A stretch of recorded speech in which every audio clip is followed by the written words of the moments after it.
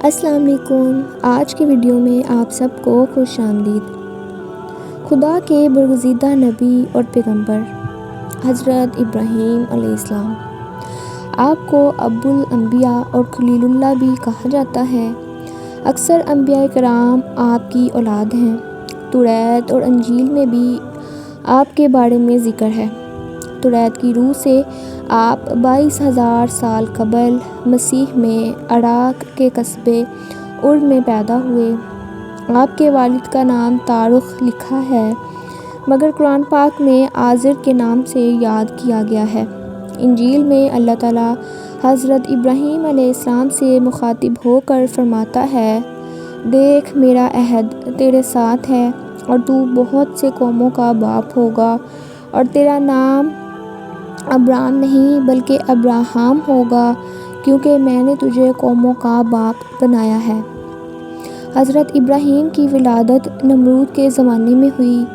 آپ کے والد آزر بت تراش اور بت فروش تھے، مگر حضرت ابراہیم علیہ السلام بت پرستی کے خلاف تھے۔ نمرود کو اس بات کی خبر ملی تو اپنے سامنے آپ کو بلایا۔ آپ نے اسے سجدہ نہ کیا۔ پوچھنے پر بتایا کہ میں اپنے پروردگار کے سوا کسی دوسرے کو سجدہ نہیں کرتا۔ نمرود نے پوچھا، تیرا پروردگار کون ہے؟ آپ علیہ السلام نے فرمایا، میرا خدا وہ ہے جو مردے کو جان بخشتا ہے اور زندوں کو بے جان کرتا ہے اور مشرق سے آفتاب نکالتا ہے۔ نمرود نے شیطان کے بہکاوے میں آ کر حضرت ابراہیم علیہ السلام کو قتل کرنے کا منصوبہ بنایا۔ اس مقصد کے تحت 160 گز لمبا، 40 گز چوڑا اور 120 گز اونچا ایک احاطہ بنوا کر اسے لکڑیوں سے بھر کر آگ لگا دی۔ آپ علیہ السلام کو جب آگ کے الاؤ میں پھینکوا دیا گیا تو اللہ کے حکم سے آگ آپ علیہ السلام پر سلامتی والی بن گئی اور گل و گلزار میں تبدیل ہو گئی۔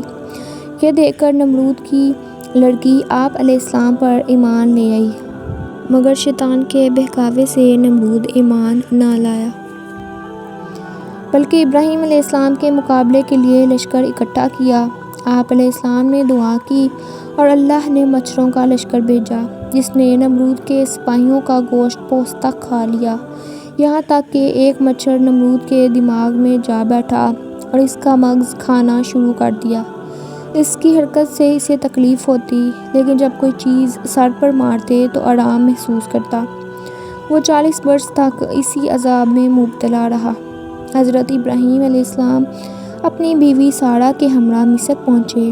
وہاں مصر کے بادشاہ فرعون نے حضرت سارہ پر دست درازی کرنے کی 3 بار کوشش کی، مگر ہر بار آنکھیں اندھی ہو گئیں۔ چنانچہ اس نے توبہ کر کے حضرت سارہ کو ایک کنیز ہاجرہ عطا کی۔ حضرت ابراہیم علیہ السلام اپنی بیوی سارہ اور کنیز ہاجرہ کے ہمراہ فلسطین سے ہوتے ہوئے شام پہنچ گئے۔ وہاں حضرت ابراہیم علیہ السلام نے لوگوں کو شریعت سکھائی۔ آپ علیہ السلام نے خدا کی عبادت کے لیے جب ایک قبلے کی دعا کی تو جبریل علیہ السلام نے بہشت سے ایک پتھر لا کر بیت المقدس کی جگہ رکھا۔ حضرت سارہ نے اپنی کنیزہ ہاجرہ آپ علیہ السلام کو بخش دی۔ اس کنیزہ کے بطن سے حضرت اسماعیل علیہ السلام پیدا ہوئے۔ حضرت سارہ نے جب فرزند کی خواہش کی تو ان کے بطن سے حضرت اسحاق علیہ السلام پیدا ہوئے۔ کچھ عرصے بعد حضرت ابراہیم علیہ السلام نے 3 روز تک متواتر خواب میں دیکھا کہ کوئی شخص کہتا ہے کہ اپنے بیٹے کو قربان کرو، کیونکہ انہوں نے اس کی نظر مانی تھی۔ اس طرح حضرت ابراہیم علیہ السلام نے اپنے فرزند کو خدا کی راہ میں قربان کرنے کی کوشش کی، مگر جب حلق پر چھری پھیرنا چاہتے تھے تو حکم ربانی ہوا کہ اے ابراہیم، تو نے اپنا خواب سچا کر دکھایا، اب اس کے عوض ایک مینڈا ذبح کرو۔ چنانچہ آپ علیہ السلام نے ایک مینڈا ذبح کیا، جس کے بعد قربانی کی رسم کا آغاز ہوا۔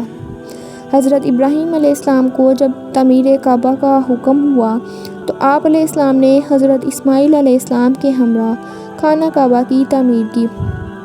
حضرت سارہ کی وفات کے بعد آپ علیہ السلام نے ایک کنعانی عورت سے نکاح کیا، جس کے بطن سے 6 لڑکے پیدا ہوئے۔ آپ علیہ السلام نے 200 سال کی عمر پائی۔ آپ علیہ السلام کو قدس خلیل میں دفن کیا گیا۔ آج کے لیے اتنا ہی۔ مزید ایسے واقعات کے لیے میرے چینل سے جڑے رہیے۔ میرے چینل کو سبسکرائب کر دیجئے تاکہ ہر نئے آنے والی ویڈیو کا نوٹیفیکیشن آپ کو مل سکے۔ مجھے اپنی دعاؤں میں یاد رکھیے گا۔ اپنا بہت خیال رکھیے گا۔ اللہ حافظ۔